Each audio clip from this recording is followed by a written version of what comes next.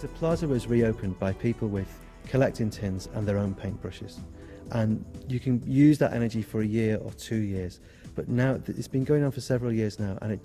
the insecurity of not knowing whether the funding is there, of living from hand to mouth, and frankly of not being able to pay anybody anything is really starting to sort of wear people down, and it would just be great to put it all on a slightly more stable footing. Nobody's intimidated by this venue,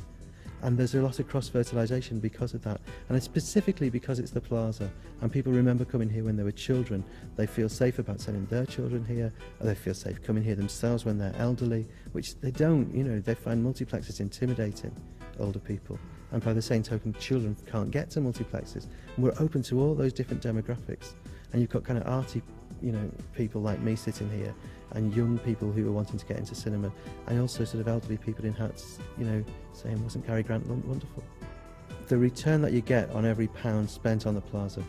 is just enormous. I mean, far, far, far superior to what you would normally expect from an arts project. So, for instance, at Bootle Arts in Action, which is a project that sort of came almost directly out of the plaza, but certainly wouldn't have happened without the plaza, we've just made a short film for £1,000. It involved 12 young people who, the benefits that they accrued from it were just enormous, but 3 of them, I think it just completely turned their lives inside out, and 2 of them went on to get the first jobs they've ever had in their lives. Now that's for £1,000, that's like the equivalent of,